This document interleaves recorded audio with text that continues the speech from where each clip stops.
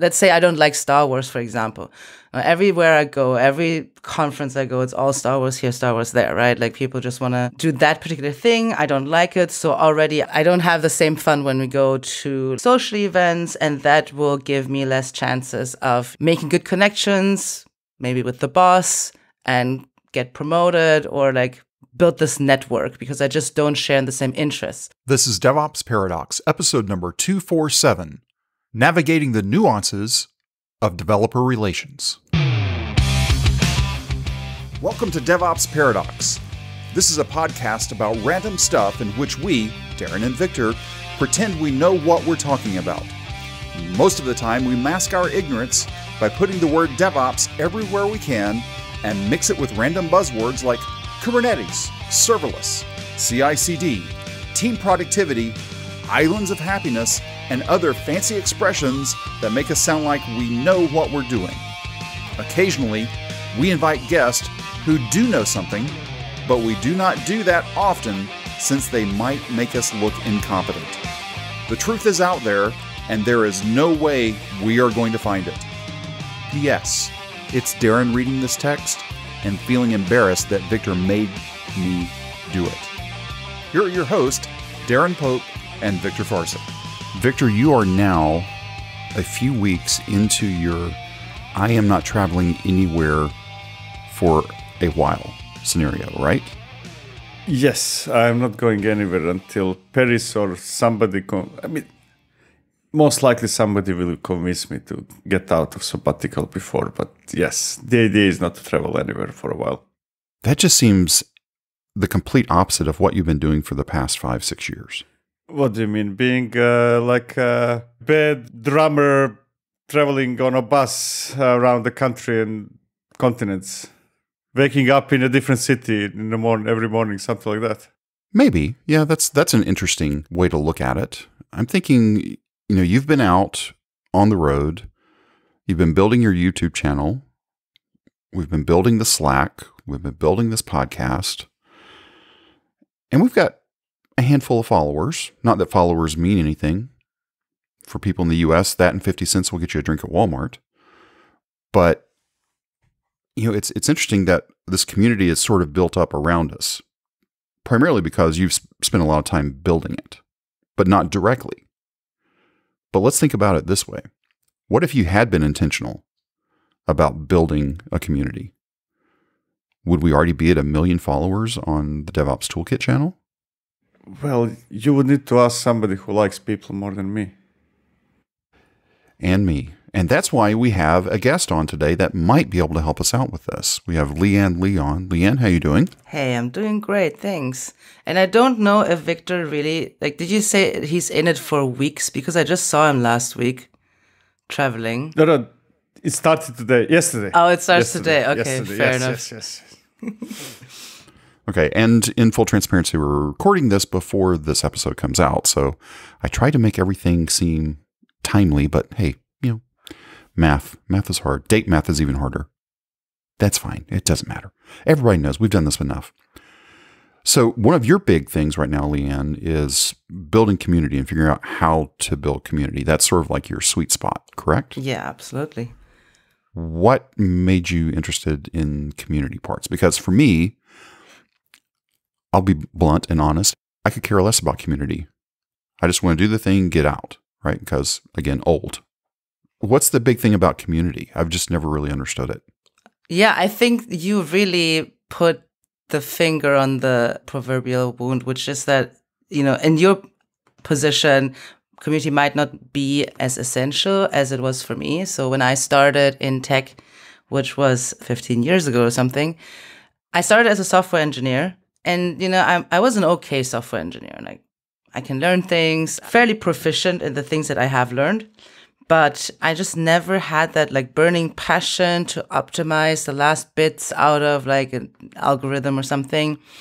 And for a long time, I didn't really feel at home in the tech industry. I felt like I'm good enough, but I didn't have a burning passion or something. And that really changed when I started to get more into community. When I started going to meetups, events, I started public speaking. 2015, I think, was the first time I was on stage. And that really changed everything for me. Like, that was the first time I finally felt like I have a place. There's something that I can bring that's unique to me that no one else can. And that's, that really changed my entire outlook. And now I'm like really trying to pay it forward, to like give people the same like life-changing experience that I had. And I focus on marginalized folks the most because I feel like they have less chances to experience that than the usual white guys. The old white guys. Yeah. Say Darren. Yeah, that's fine. That's fine. Or Victor, like... I don't take any offense at that. Yeah, I mean, the tech industry has typically been a bunch of white guys. Yeah, at least for the last couple of decades. Actually, in the early days, there were more women than men. Yes. And then from what I hear there, like, obviously I don't remember that, but I think most people haven't heard now that, the first computers were humans and they were women mostly, because programming was seen as a lower tier job. Like the real engineering was happening on a design level more. And then once, that became a more lucrative career to be a programmer, then women were forced out of that role by disinformation campaigns like, women are not good at computers. They're too feminine. They're too emotional to be dealing with computers. These cliches have unfortunately survived until this day. It's gotten much, much better, especially in the cloud native community. I see a lot of women, non-binary folks, just a lot of people who are just not white guys. But still, it still sometimes can be hard. Where are the bottlenecks? Is it that non-white male are less likely to study computer science, or we overtake it later in jobs, or what would you say is the main reason? It's a good question. I think there's been a lot of research done now that girls and women are not less interested in technical jobs than, we used to think women are just not as interested. But it just seems like more women drop out during university and also in the job later. Some of it, and this is my own personal experience, is really that it can be very hostile. It can be that when you're the only woman in the room, and that happens to me quite a lot, or the only woman of color in the room, which happens to me quite a lot as well, it can just feel like you're somehow excluded because the default, the standard is just not you. And that's not even like being a woman, just any kind of like person who is like slightly different from let's say I don't like Star Wars, for example. Everywhere I go, every conference I go, it's all Star Wars here, Star Wars there, right? Like people just want to do that particular thing. I don't like it. So already I just can't enjoy the same. I don't have the same fun when we go to like social events, and that will give me less chances of making good connections, maybe with the boss, and get promoted or like build this network because I just don't share in the same interests. And that's just like me not liking Star Wars. So maybe if you are a woman, you're less inclined to join any kind of like boys activities. So I remember that this didn't happen to me, but a friend of mine told me that her first week, I think, at a new job, and this was a big organization, the social event ended up at a strip club. So and that, you don't even have to be a woman to not like that, right? But it's like it just feels kind of, this is a boys' club.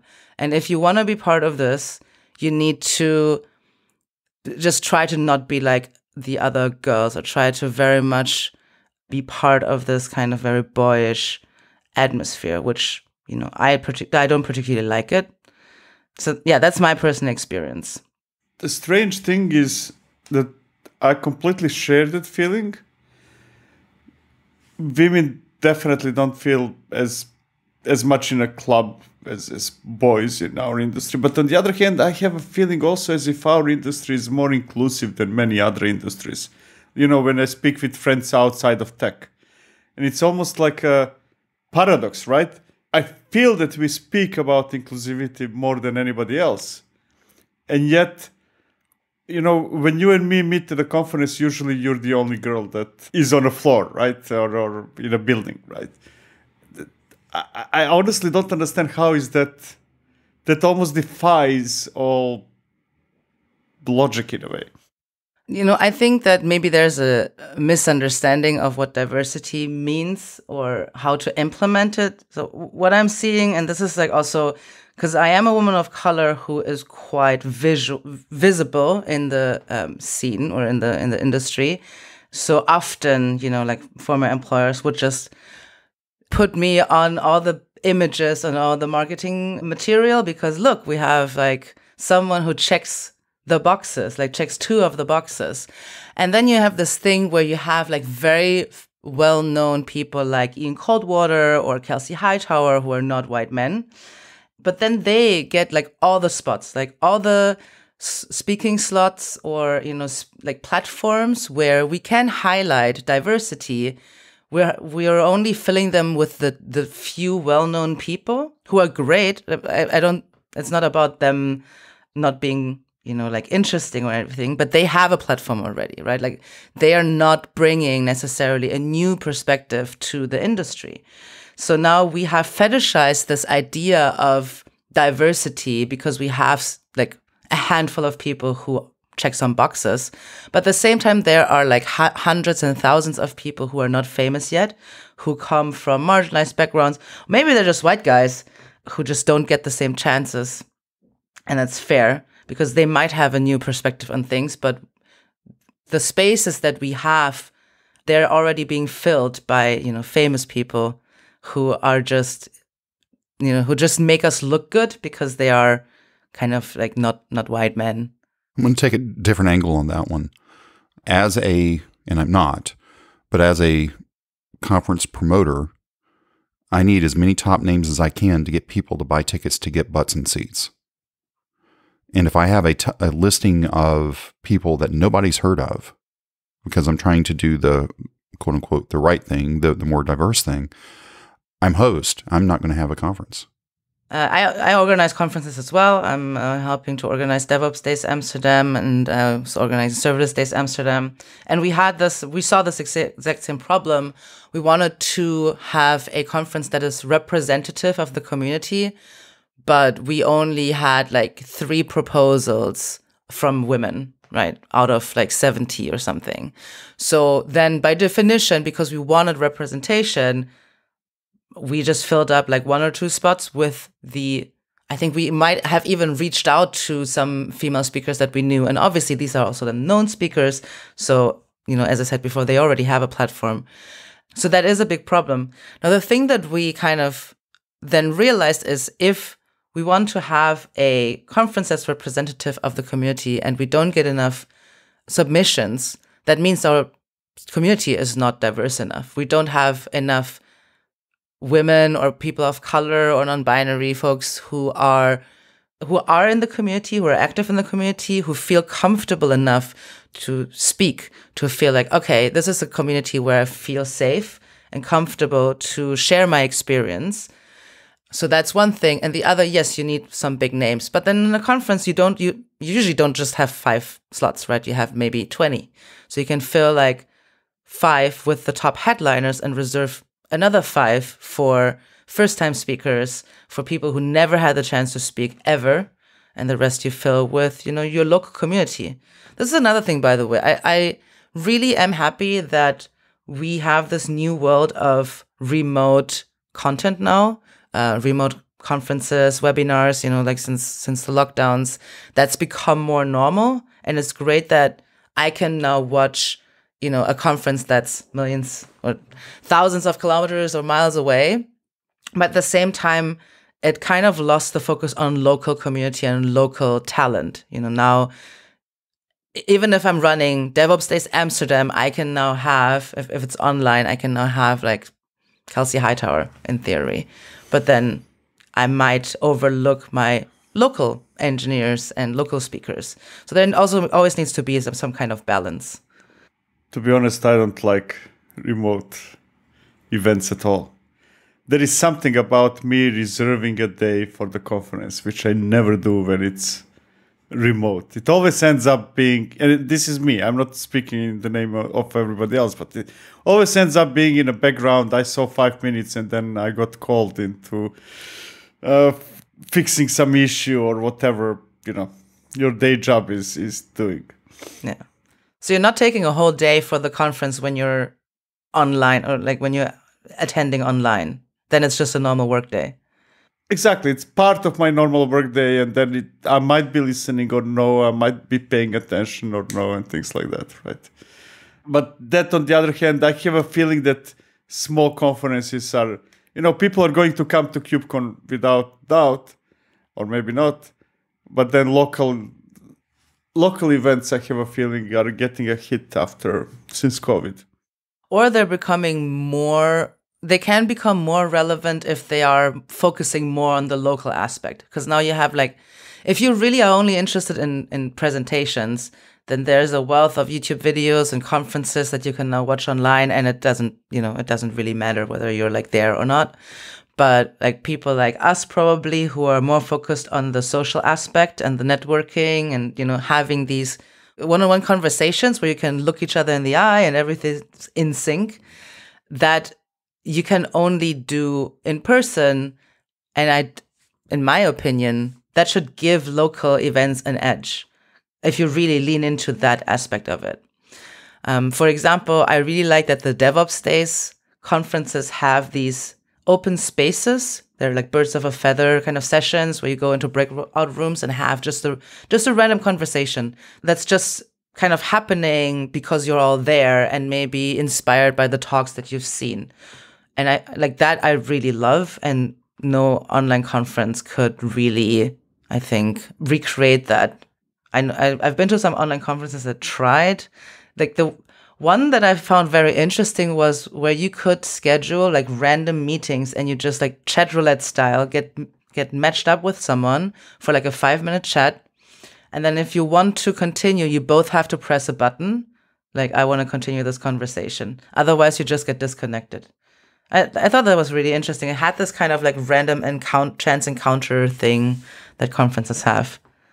The one thing why I do like online events, and I think that's great, is because it gives people a chance to see speakers that they wouldn't normally see, or to take part in conferences that they normally couldn't, especially thinking about people who have low income, whose employer wouldn't pay for them to go anywhere. Maybe they have other responsibilities, they have children or something. This is also, you were asking with women, there's a lot of single mothers out there. There's probably more single mothers out there than single fathers who are trying to break into tech and who are having it's very hard to break into tech at the moment.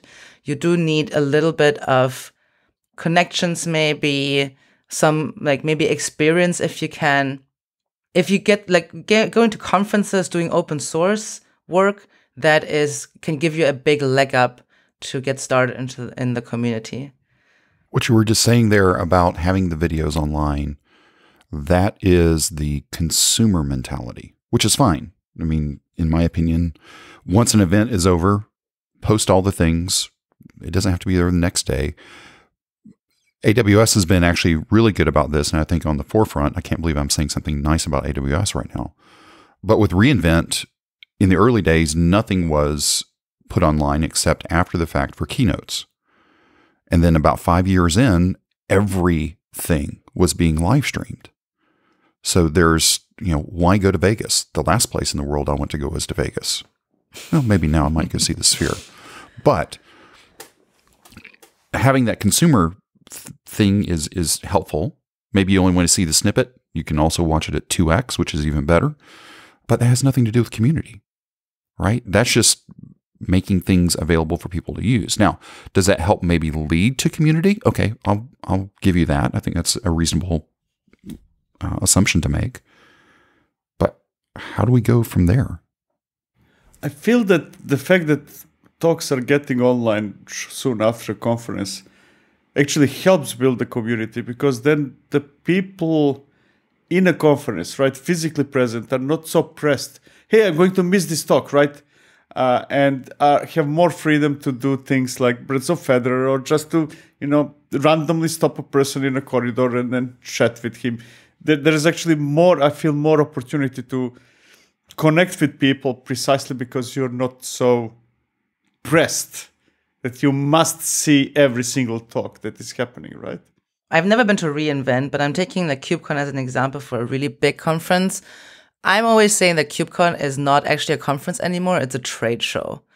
There's like conference, like there's talks in the background. I think I've seen like 3 KubeCon talks in the entirety of all KubeCons I've been to, which is probably also 3. And I spend most of my time in the expo area because, you know, that's where the interesting demos are, conversations are happening. People have some like fun stuff going on there, fun activities at the booths. That's where the actual exchange and, you know, also the project pavilion where all the open source communities have their booths. That's where I spend a lot of my time, where you actually engage with the community. And the talks are just backdrop. The talks are almost just an excuse to have your employer pay for it or something, if you're not working for like a CNCF project member. On the other hand, because you were asking, like, is that still community? The question is, what is community to you? When are you a member of a community and when are you not a member of the community? And that, I think, is a very interesting question. And to me personally, as I'm a DevRel, so a lot of it, what I'm doing is think about how to engage with community. So in my head, you basically have 3 tiers of community work. So, or maybe 4. So the first tier is you're just consuming. You're joining any kind of like Slack group or maybe a Discord or, you know, like email newsletter, something like that, just to consume information. But I would argue you're already a member of the community because by consuming, you can give feedback to the creator of the content. Like, hey, people are really into this kind of article, blog post, whatever. So we're going to, you know, create more of this type of content. So already you're kind of like, you could be contributing already. Then the next level would be that you contribute a little bit to a lot. So you are maybe giving feedback. You might be, you know, like doing user research with the people who are building a product, for example. You're at a conference and you ask some questions as an audience member. To me, that is you're contributing to the community, you're contributing content, contributing thoughts. The next level would be you are creating a platform for other people to contribute. So maybe you are, you know, like hosting a podcast or you're organizing a conference or a meetup or something like that. And all of those, that to me is all community work. It's just, you know, different levels. And like for me as a DevRel or as just someone who I see myself as a community leader, I'm trying to move people along this axis. So how can I get them more active with the community, to contribute more, to engage more? And then the ideal end goal would be that they're so in love with the community that they create more platforms themselves that give space for more people, new people to contribute. I want to go back to, we were talking about the expo hall. I want to put on the hat of the employer paying for you to go to a place. As an employer, I expect you to get the best value for the buck, to come back to the office so I didn't have to send everybody, right? I'm willing to send one. You better get it. If I, as the employer, find out you just did nothing but go to the hallway track, I am not going to be a very happy person in general. What is your expectation? Well, it depends on, so I'm expecting a report back saying that here's what we learned, here's what we should be doing, this project that we're working, the current project that we have going on in the company, we probably should look at doing this. You know, I expect, you know, is the value of me sending you as an attendee, number one, I'll talk about it as a vendor in a minute, is the value that I'm sending you as an attendee, did we get the $5,000 value out of this conference or not? How am I going to turn that $5,000 into $50,000 for the company? How do we try to answer that without being jerks? Because I've already set it up as being a jerk as the boss. Does that answer include YouTube? As in, you could have seen all of that in YouTube without sending a person, so it must be something beyond the talks? That's a good question. What do you think, Lian? Yeah, I was going to say, like, I do think that the hallway track or the expo can give you maybe better insights into where's the industry moving, what are people talking about, what are people interested in, what are people struggling with, than the talks. Because the talks are very polished. You know, they are very specifically written, so the CNCF's program committees will accept them. They're not necessarily what people really think or really want to say. So I always take those talks with a grain of salt. So this is the thing about conferences in general. If you send an employee there, do you clarify the expectations that you have? Like, as you say, I want a report that states for me, this is where we should be moving. This is where people are talking about. This is where I see a lot of interest. Then as an employee, you should do the best that you can and make the best decisions to achieve that goal, to create that deliverable. What I'm seeing, though, is a lot of times employers just send people there, like, okay, go there and then come back, but without a specific expectation. Like, what is the deliverable that I expect from you after this conference? It really depends on, like, what are you there to do? And I agree, if you're going to go there in person, like, make use of the time that you have there in person with the other people who are there in person. And so at an event like KubeCon, you have the expo all day, and then in the evening, you're still meeting with a bunch of people where you can also have very interesting and relevant discussions for the business, after a couple of beers or something. So the KubeCon doesn't end just because the conference ends. So let me flip it again. So that first angle was me being a normal employer sending somebody out. Now I'm a vendor, and I'm putting people on the floor in the expo hall, or maybe I'm going guerrilla. I don't have the money for the expo hall. How do I do it without getting thrown out? Exactly. Because, okay, well, I mean, that's sort of the key part of that. But I'm serious, though, because I'm thinking, again, but the variation is pretty much the same. I'm spending $5,000 to send you to this event, and we had better get back red lines of at least $50,000 within the week. Is that, okay, I know it's not reasonable, but is that reasonable? Victor, you want to take that first? I feel that's actually where many companies are making a terrible mistake. Expecting to get a tangible return of investment in a relatively short period of time, right? Everybody's chasing leads and, something that they can sell. And I feel that that's wrong. Not wrong as if, I don't feel good about it, but wrong in terms of setting wrong expectations. I think it's more about the long game, right?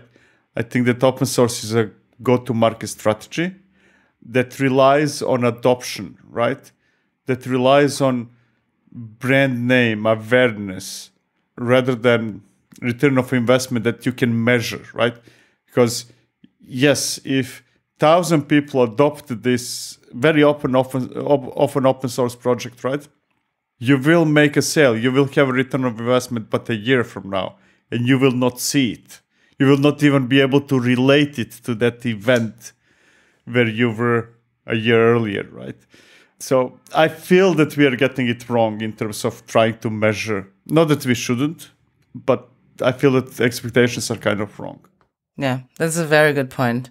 I think this is where also like DevRel is just struggling with finding its place in between sales and marketing. So, at a conference, when you're trying to scan sales leads, that is not necessarily, as you say, Victor, that's not necessarily the purview of like a community builder, a community manager. As I said before, like I see my focus in getting people to engage more with the community and indirectly maybe with the product and the open source projects. But like as a developer, I don't think that my success can necessarily be measured in something like sales leads. That depends on the company, obviously. Like there's like Victor, I know that he's more product focused, whereas like my DevRel role was more under marketing. But then again, like as a vendor, obviously, if you can, then you want to get as many people interested or get as many people to maybe first hear about your project as possible. So if you can get on stage, try that. Other than that, there are things like, again, birds of a feather breakout sessions exist also at KubeCon, which are these project meetings, for example. So if you can find any kind of CNCF project, these are more like related to topics, like let's say app delivery, runtime, security, these kinds of things. If you can get in there, maybe give like because they also offer talk spots and they're not as strict as a CNCF. So maybe you can give a talk there about your project. So there are things that you can do to reach a big number of people without breaking any kind of CNCF rules, because that's what they're there for. But then really this is about focusing on community. And yeah, as Victor said before, like it's about adoption and about making things sticky, about making your project sticky. So it's like so good. The community is so great. And, you know, the usage is so straightforward that you're not even looking at alternatives right now. You see this project really helps me with what I want to do, and I'm getting the help, and I feel like I'm contributing to it. So I have some say and influence over what's happening with it. That's, I think, how we sell open source projects and the open source community. But that is, yeah, as you say, like this is further down the line, and we need support. Like we need sales to help us translate that community message into like a sales message. I want to go back to the expo hall versus the hallway track. The way you had set it up, I hadn't really thought about it. But to me, as an employer, I'm going to go back to the employer example here. If I found out that you went and lived in the hallway track the whole time, I might be ticked off. However, if you told me that I went to the keynote, I went to 1 or 2 sessions that looked interesting, but the rest of the time I lived on the expo hall and I went from vendor to vendor to see what's going on. As the employer, that seems pretty darn reasonable to me. Why would I pick expo hall with the people nagging me to sign up to get their Nintendo Switch that they're going to give away on the last day, versus just being out in the hallway track to where I'm not getting accosted by people wanting to scan my badge? Isn't that the same thing? Isn't hallway track happening in the expo area most of the time, right? Yeah, I think this is where we have different ideas of what these are. But I think I get your point. Like if the expo hall is where the vendors are, the hallway track is where the vendors are not. But also there's no talks. It's just people hanging out. Is that what you mean, Darren? Correct. I see. Because you wanna see what's up. What are vendors? What are the cool things that they have to show and talk about? Maybe I do want to win that Nintendo Switch. Maybe I do want some swag, but I also want to, what's going on. That's the whole point of, I think, of being in the expo, is to see what's going on, grab some swag if you have the space in your suitcase. I think going to a conference, it has 2 aspects to it. You learn about new things, you get inspired, and then you have all these interesting people that you can now share your thoughts with, that you can now discuss these new things that you just learned about. And you learn things from the talks and the expo, the vendor booths. And then you go and talk to people. Maybe you know some people who are at the booth, and then you talk to them, and then you grab a coffee and you talk some more. Like, I wouldn't just go to the hallway track and just try to pick up people to talk with. It just kind of happens, right? You go to one booth, you meet someone there, and then you start catching up and talking, and then you go away from the vendor hall and just go somewhere where it's more quiet, where you can have a very nice in-depth conversation. And to me, again, as a DevRel, I see the job more as quality. Whereas in marketing, I would see that more as a quantity game, right? Like in marketing, you just want the numbers, and you whittle down the numbers, and there's a funnel, and you're going to lose some people throughout the funnel. And at the end, you will end up with 30 good marketing qualified leads or something. But as a DevRel, I just want to have a handful of really, really good conversations where I dive really deep into what this person is thinking about what's going on in the community, what's going on with the industry, what kind of problems do they have? What kind of problems can I help them solve? And bring that back to my employer. I guess as that vendor employer, in that case, as the vendor, you coming back as a DevRel, I'd be like, okay, you talked to 30 people, none of which are in our target market. Why did you go? Right? That would be what would be spinning through my head. If that was the scenario, right? Right. Hopefully that never happens. I'm just trying to, I am trying to, I guess, poke a hole, even though it's my day job as well, in the whole developer advocate space, because I don't see where it adds value outside of being technical. I'm not trying to be harsh right now. I'm just trying to put the wires together, and I'm not seeing it. Who else in your company has an idea of what people might need, of what you should be building, right? Engineers who never leave their laptops, right? Nope, that's not right. Yeah. Salespeople who are, let's face it, not technical usually. And nope, that's right. So who in your company is actually qualified to help you as a vendor shape the product based on what people need? I have two roles that come to mind, and neither are developer advocates. The first one is going to be the product managers. Now, that's making a big assumption that they're semi-technical and they actually understand the product that they're managing. How often are product managers in contact with users? If they're a real product manager, they should be in contact with the users on a weekly basis. Then they're DevRels in a way, almost, right? They're playing that part, yes. The second role that I'm going to say is going to be the technical sales people. So you have the normal salespeople that are taking people to play golf. That's not who I'm talking about. I'm talking about the people that are having to actually do the demos because the salespeople aren't capable of doing the demos. There's a thing that DevRels are not technical marketers. So sales engineers, they are selling the product, whereas developer advocates care about the often open source part, the open source core of many. Let me walk this back. So in a lot of companies that have an open source core, you basically have this open source part, and then you have a product part. That is what you're trying to sell, and that is what makes money. The open source part usually does not make money.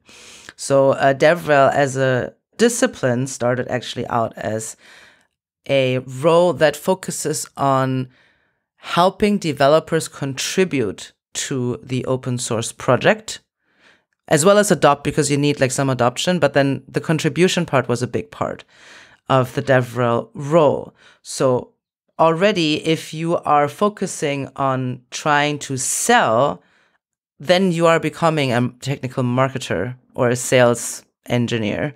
That's not what DevRel is to me. DevRel really is about the community aspect of it. And if I'm talking to 30 people who are not the target audience of the product and not of the open source project, then I'm probably not doing my job right. Like, I should be talking to relevant people. But if I'm talking to people who are not yet buying for whatever reason, that doesn't necessarily mean that I'm not adding value to the business. It's just that I'm adding value to a part of the business that needs to be further refined before we can sell it to someone. So again, like, I think that this is probably also kind of like a funnel and a funnel game where you get a lot of people in the community. You make the open source project sticky to the point where when they want to, like, they're experimenting with the open source project, and then at some point they probably want to scale up. They want to introduce it to their enterprise organization. They want to introduce it to multiple teams, and that's where your enterprise offering or your product offering comes in, and that's how you then add value to the sales pipeline. But there's other ways that you can add value too. You can conduct user research, which is something that often product managers do, that can help feed into the product team or the engineering team. You can build relationships, create partnerships. They can help with content collaboration that will feed into marketing. There's a lot of stuff that you can do with community when you tap into it and add value to the entire business, not just focused on selling. obviously that's a big part, but that is not where I see the direct value of DevRel. And I agree with that. I was just trying to come up with different angles and trying to play the devil's advocate. That's here. valid though, because what I'm seeing also is that a lot of companies, they want to hire DevRels similarly to how they want to adopt Kubernetes. It just seems like the thing to do. You know, like I've spoken to some startups that are hiring DevRels very, very early. They're like in like seed stage, 8 people, 10 people, only engineers, and then they hire a DevRel because basically they expect the DevRel to do marketing, product management, all of that in one role, and they expect the DevRel to do that. And I don't know if that's the best idea. Then obviously the definition of what a DevRel does is different, because in a startup, everyone does a little bit of everything. It's like equivalent to full stack developer, right? Yeah, you can write front-end and back-end, and you can manage a database and everything else, which might work if you're small, right? Yeah. And I think it is good, and I like to see that a startup cares about the community, that they think we should hire a DevRel to help us break into the community, to help us establish our brand, but in a community-friendly way. We don't want to hire like a marketer, because we want someone who really understands the community and developers. I think that's good. But at the same time, I also hear some founders say, like, we don't want to do this marketing part, or we don't want to do this sales part. And I'm thinking, like, but someone has to do it, right? Like, if we don't want to do cold calls, but that's how enterprises buy things. So someone has to do these cold calls. Even if you don't want to do it, you have to hire someone who wants to do it or who can do it. And I hope that they're not forcing DevRels to do it, because that I wouldn't want to do that either.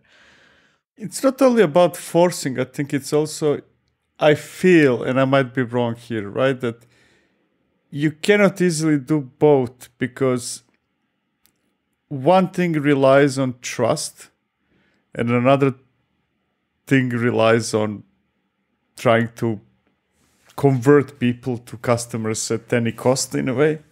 And those two things might easily be at odds, right? Because, hey, if I do obvious marketing, you're not going to trust me, and I have to do it. On the other hand, if you trust me, then I should actually help you out truthfully, right? And that might not always be in line with what we want to sell and how we want to position things, right? Yeah, absolutely. I think you're so right. It's about trust. And I think the big question, or the big topic, is how much does a company value the trust that they get from the community? Because trust is hard to build, but very, very easy and quick to lose.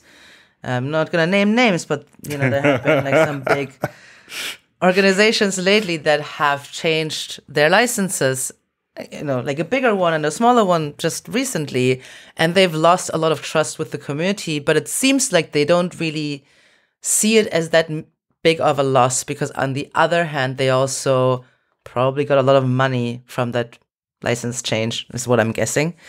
So yeah, maybe some companies think trust is not that important to us. We're just gonna do cold hard business, and that is fine as well. I mean, it's a valid business strategy. I just wouldn't be a DevRel at that company, because it probably would be pretty hard for me personally. Okay, cold hard business. Right. Let's sort of start trying to wrap up here, but I want to take that line and let's take it two different ways. I am that cold hard business. I am the founder of that cold hard business, and I want me some DevRel. Right. Because that's what I'm being told by all my other friends. I need DevRel. Yeah. Just like DevOps, just go get it off the shelf. It's just You buy it. What should I realistically expect? Let's assume that I'm also not a complete bonehead and I actually have some empathy. What should I expect from a DevRel within their first 90 days? And this is also assuming that it's somebody that has done DevRel before, not a brand new person into that space.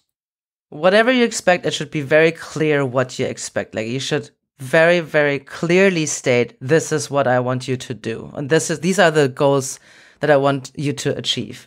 Number one, because that is already where a lot of companies fall down. within the first 90 days, I think you should talk about strategy. I'm a very strategic person, so I always think it's important to talk about strategy early on. What is your go-to-market strategy? What is the maturity of your marketing strategy? I just want to say the word too often, but like, where are you in terms of, do you understand why people are buying your product? Do you understand who's buying your product? Do you understand where people are falling out of your funnel, for example? These are the questions that I would be asking. Like, how well do you understand your business and how you are making money? And then go in, what are things that a DevRel with a big emphasis on community can actually help you maybe feed into the funnel that will eventually then lead to sales, if you have that. So yeah, it would be like, what do you have? And then how can a DevRel help add things to, or add people to these funnels and pools? The other thing is also like, do you want to invest in some specific DevRel programs? For example, something like an ambassador program, which is distinctively something that comes out of DevRel, I would say. But yeah, I think like the first 90 days should be evaluating what you have, seeing where DevRel can add, and then making it very, very clear this is what is expected, and then be accountable to the things that you agreed upon. Okay, then let's spin it around. That was me as the employer wanting to buy me some DevRel. Now I am the person applying to be that DevRel. What should I expect? Am I expected to be flown first class everywhere, to have a car waiting for me at the airport? Yes. I only have to show up for my 15 minutes in the expo hall booth for a 10-day trip. That's it? Yeah. What is the reality? Just go there. The reality is that it's not as glamorous as everyone thinks it is. It is a very, very hard and exhausting job to be traveling a lot. I do travel first class in trains, but only because it's very cheap, and it's still, better than flying in very cheap airplanes. I think the reality of it is that you don't really know exactly what you have to do at every single time. Every single event is different. And even though you go to 20 different conferences a year, does not mean that, you know what's going to happen. You know what you can expect. For me, what I'm trying to do is, when I'm traveling especially, is to really have valuable conversations with people. So often I will schedule them before I even go there. I will see like, okay, who's there, who I know, who might be a potential customer, who has already shown interest in our product. So there's like tools for that, like Common Room or Orbit, where you can find people in the area, talk to them online, like, hey, are you going to be there? Let's chat. Then have a deep conversation about their use case and so on and so forth.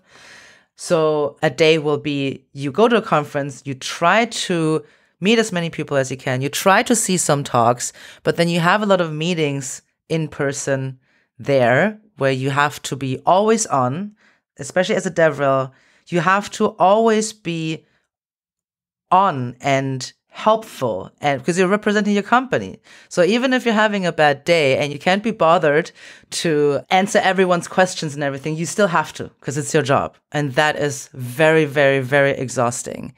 And then you get home and you have a week to do your laundry and to water your plants, and then you're off to the next thing. It is not glamorous after a couple of months. It also gets a little bit lonely sometimes, and it's very hard to keep relationships and friendships when you are never home. So yeah, that.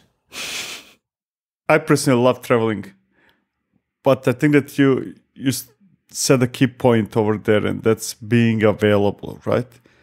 Because very often for many of us, you're on your toes, you're focused from, 8 o'clock, 9 o'clock in the morning until midnight, right? Because that's what you said with KubeCon. It doesn't end when the floor closes, right? Exactly. And that's fun, and we're going to parties and we are chatting with people, but it's actually being focused for, I don't know, let's make it 12 hours a day or longer, right? Yeah. KubeCon is, because it also starts like on, let's say, Saturday or Sunday with rejects, and then it ends on the Friday. So you have actually 7 days of as you say, mornings at 8 until midnight. And for me, for example, because I'm also doing a Kuberoki, which is the Kubernetes karaoke community. And I'm calling myself the chief karaoke officer, which is super, it's a fun thing. It's a funny thing for the community just to have, a little bit of blowing off some steam, having some fun in the evening, doing something else. However, that is also a really difficult job because I have to, when I'm at a conference the day before, I go and scout out karaoke places because obviously I don't live there, so I need to check them first. Then on the evening, I'm trying to get people to join me. So at the after party, I'm walking around, making rounds, being nice to people, being friendly, inviting them over, not being too pushy. Then we go there. I have to make sure everyone knows where it is. It's like herding cats getting there. Then when we're there, I need to make sure that we're behaving ourselves well. The other patrons are not annoyed. The bar staff is happy to see us. And then at the end, need to make sure that everyone's paid and everything. There's a full job that I'm doing in the evening after a couple of beers or wines maybe. So I'm also not super on 100% anymore. But these community things, they also create more space for people to get to know each other. I can bring people together who would never talk with each other because, they're not in the same area and space. And this is just such a different thing, doing karaoke, that all kinds of people can be brought together. And I've had a lot of interesting conversations at karaoke as well. Had some job offers at karaoke as well. So even these things that seem so inconsequential and unimportant can create chances and opportunities and interesting conversations. But you have to be always on. Sometimes I'm very, very tired and I just want to go to my hotel room, but I feel very responsible because people will come to me and ask, hey, where's the karaoke? When are we going to go? So sometimes I have to just suck it up and just go there and enjoy myself, even though I'm not really enjoying myself, but that's just the job. It's the job to do something for free. That's what I'm hearing. Okay, good. The job is to make it clear. Make people happy. I always tell people I'm a professional friend maker. I'm trying to have people feel good about themselves and good about the thing that they're doing while I'm there with them. And then that will build trust and give me a leg up when then the next time I'm talking to them is, hey, do you have some time to try out our product and give me some feedback? And then they'll be like, oh yeah, because she did this thing for me. Now I owe her. Reciprocity is a very strong thing. Yes. So all of Lian's contact information is going to be down in the episode description. Lian, anything else you would like to say today? Not necessarily, just, be kind to people out there and try to make people feel good about themselves. All right. Thanks for coming on today, Lian. Thank you for having me. We hope this episode was helpful to you. If you want to discuss it or ask a question, please reach out to us. Our contact information and a link to the Slack workspace are at devopsparadox.com/contact. If you subscribe through Apple Podcast, be sure to leave us a review there. That helps other people discover this podcast. Go sign up right now at devopsparadox.com to receive an email whenever we drop the latest episode. Thank you for listening to DevOps Paradox.